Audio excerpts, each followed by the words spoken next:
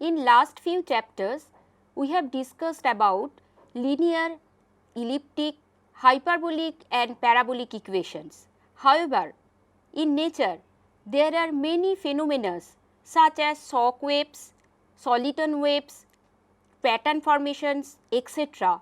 cannot be explained in terms of linear differential equation. Therefore, it is important to study nonlinear partial differential equation. In this regard, I want to mention that finding solution of a nonlinear differential equation is not easy, because in this case the principle of superposition does not hold. Therefore, chapter 10 is devoted to the study of nonlinear partial differential equation. We divide the entire chapter into 5 modules. In module 1, we shall discuss about nonlinear one-dimensional wave equation. In module 2, we shall discuss about the phenomena of dispersion and dissipation. Module 3 deals with the discussion on KdV equation, and module 4 is devoted to the study of Burger's equation. Finally, in module 5, we shall discuss about nonlinear Schrodinger's equation and solitons. Now, we are going to the first slide of module 1. Before going to the discussion on nonlinear wave equation, let me start with the linear wave equation in one dimension.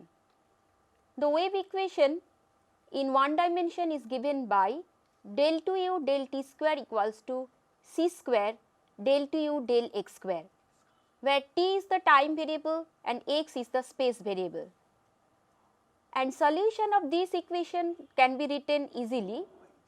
The general solution of equation 1 is u equals to phi x minus ct plus psi x plus ct, where phi and psi are two arbitrary functions.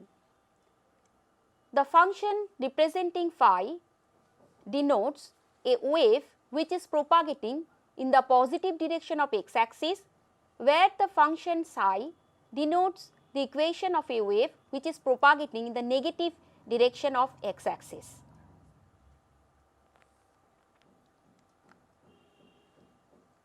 Now, we write equation 1 in some form which is given in equation number 3. So, we factorize the operator as del del t plus c into del del x multiplied with del del t minus c into del del x operating on u equals to 0.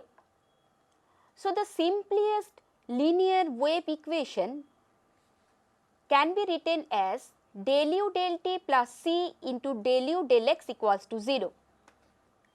And the solution of this equation is u equals to phi x minus ct, where this represents a wave moving with the constant velocity c in the positive direction of x axis without change of shape.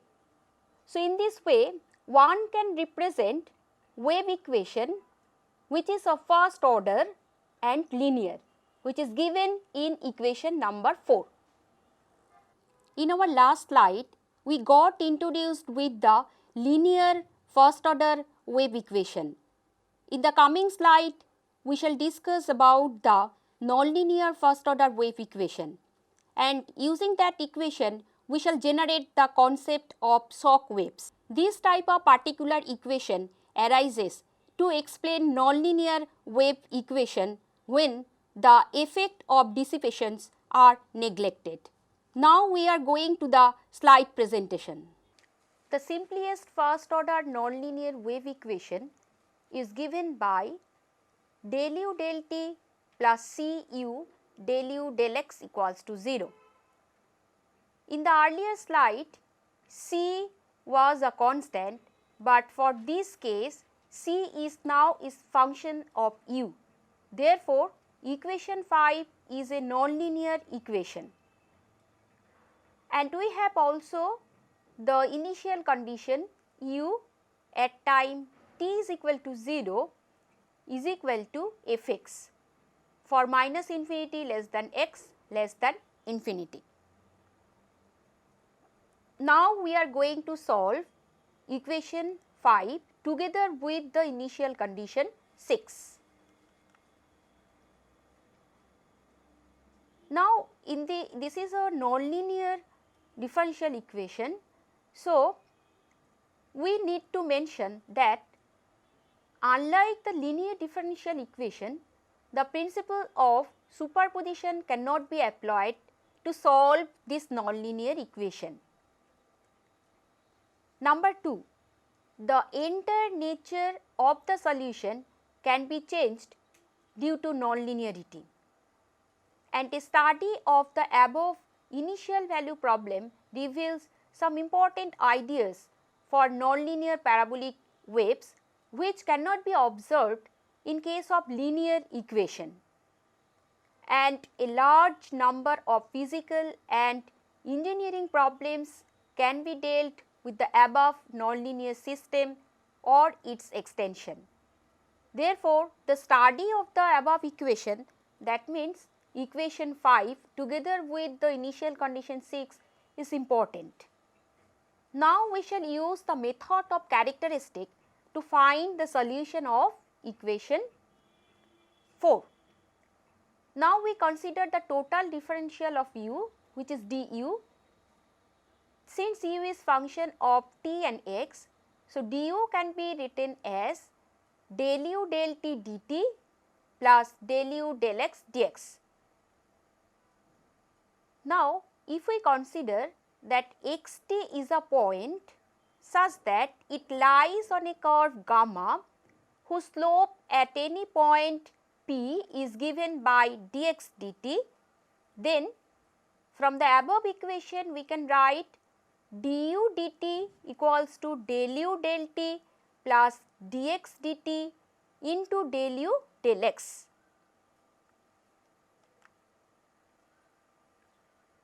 Thus, equation 5 can be regarded as the ordinary differential equation du dt equals to 0, because here if we compare the expression for du dt with the given nonlinear equation which is given in equation number 5, so the solution of equation 5 is equivalent to finding the solution of du dt equals to 0, where dx dt equals to cu and dx dt equals to the slope of any member of the curve on gamma. Therefore, dx dt equals to cu represent the slope of a curve on gamma, and these curve gamma are known as characteristic curves of the equation 5. Thus, the solution of the partial differential equation 5 is equivalent to solving two simultaneous ordinary differential equations 7 and 8. But if we observe equation 7, we can find solution of this equation as u is equal to constant. So, finding the value of u as a constant, we can get the value of cu in equation 8. Then we can solve equation 8 as x equals to cut plus another constant.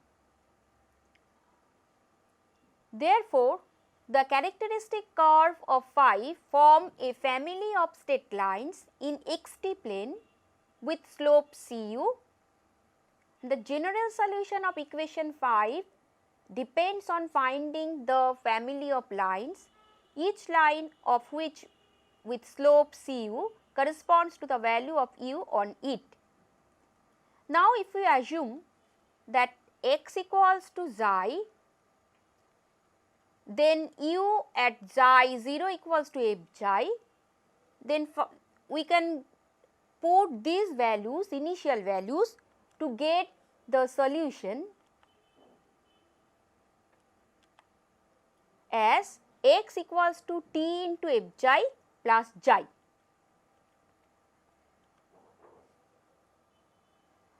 So, if xi be the initial point on the characteristic curve gamma, and if one of these curves gamma intersect t equals to 0 at x equals to xi, then u xi 0 equals to f xi on the whole of that curve gamma, that you can see in this figure. So, at time t equals to 0, x equals to xi, and at the same point the value of u is f xi. In this figure you can see one characteristic which is denoted by gamma. Therefore, solving the nonlinear equation 5 is equivalent to find the solution of simultaneous ordinary equation as dx dt equals to cu, where value of x at the point 0 or time t equals to 0 is xi, and du dt equals to 0, where u at time t equals to 0 is f xi.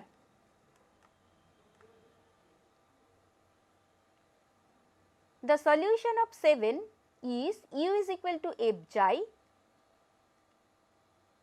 on the whole of gamma, and if you substitute that in this equation dx dt equals to f xi, and if we solve this equation together with initial condition x 0 equals to xi, where capital F xi equals to c of small f xi, and the solution of 10 can be written as small x equals to t f xi plus xi.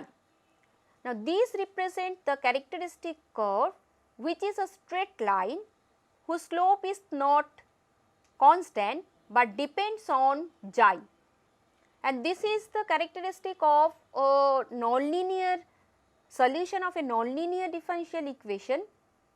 In case of linear differential equation, it would have been constant. Therefore, the solution of the initial value problem in parametric form can be represented as u is equal to f xi and x equals to xi plus t f xi, where capital F is equal to c of small f. So, this is our required solution which is written in equation number 11. Now, to verify this, we take differentiation, take derivative of u with respect to both x and t, we get del u del x equals to f dash xi into del xi del x, and differentiation with respect to t gives del u del t equals to f dash xi into del xi del t, and the second equation we again take differentiation with respect to x and t separately.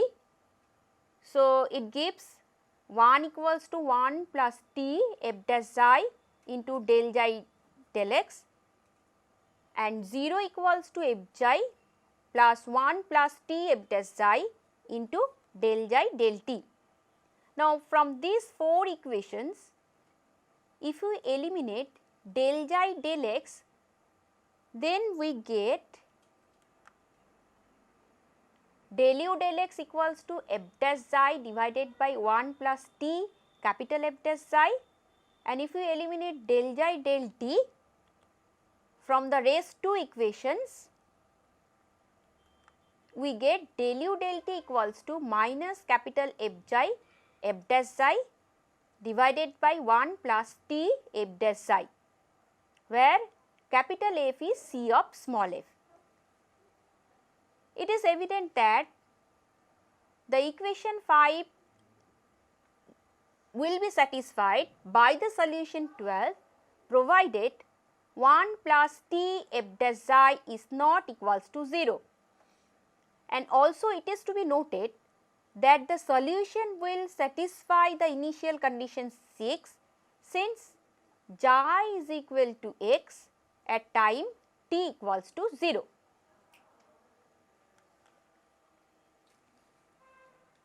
Now, using the previous result, we can arrive to a theorem which is stated here in this slide. The nonlinear initial value problem, del u del t plus cu del u del x equals to 0, where u x t equals to f x at time t equals to 0, has a unique solution provided 1 plus t f dash xi is not equals to 0. where capital Fji equals to C of small fji and the function fc are continuous and they belongs to the class C1. It is to be noted that if Cu equals to constant in equation 13, then it will reduce to the linear wave equation 4 and the solution of this curve or the characteristic curves are given by x equals to xi plus ct and the solution is given by u is equal to fji where xi equals to x minus ct, therefore u is equal to f of x minus ct. Physical interpretation of solution is always important because it helps us to visualize a particular phenomena. In this section, we shall give geometrical interpretation of the solution which we have obtained in the last section. Now we shall show that how solution represent a shock wave.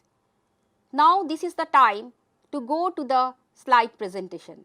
First of all, we assume that c dash tu is a function such that it is positive and we know that the graph of u at time t is equal to 0 is the same as that of the function f. Now u at xt equals to u on the characteristic gamma, it is xi plus t into f xi t, that is equals to f xi.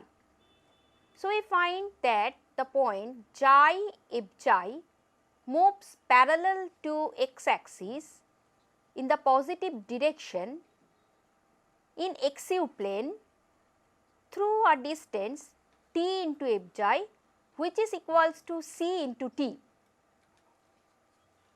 and the distance moved depends on xi.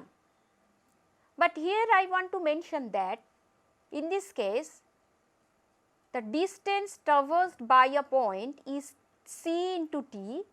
Here c is not a constant, c is function of u. So in XU plane the point which have the higher value of u will move faster than the point which have the lower value of u. Therefore, due to the nonlinearity, if there is a disturbance in XU plane, as time goes, there will be a distortion of the wave or the structure or the shape of the wave, and that will result a shock wave, and this is due to the nonlinear character of the equation.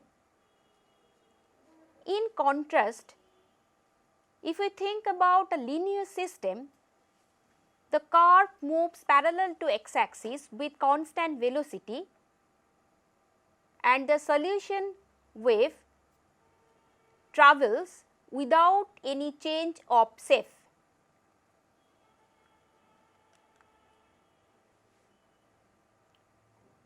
Now in theorem 1 we obtained that this solution exists or the solution of nonlinear equation exists provided 1 plus t f dash xi is not equals to 0. And it can be proved that this condition is satisfied for sufficiently small time t. Now if 1 plus t f dash xi goes to 0, from equation 12, if we go back to equation 12, we find that the quantity del u del x and del u del t becomes infinite. That means the solution does not hold in case 1 plus t f dash xi goes to 0, or in other words we can say that the solution develops a singularity when 1 plus t f dash xi equals to 0. Suppose the condition, that means 1 plus t f dash xi equals to 0 is satisfied on the characteristic x equals to xi plus t f xi, and this characteristic also passes through the point xi 0 at time t equals to 0.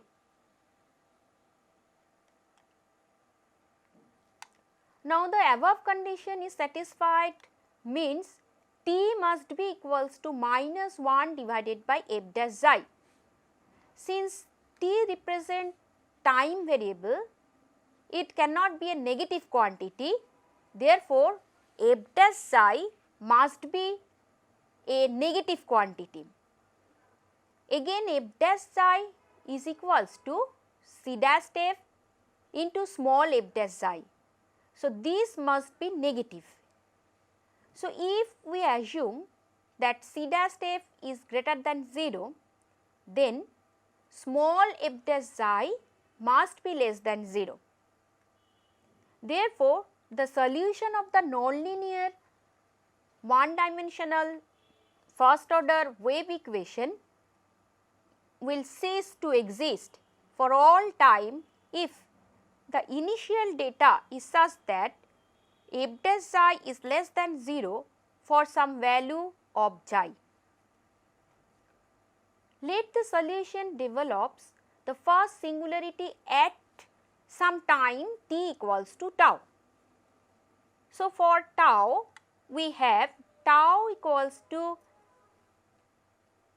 minus 1 divided by f dash xi. Since at time t equals to tau, the first singularity develops, the value of f dash xi must be numerically largest.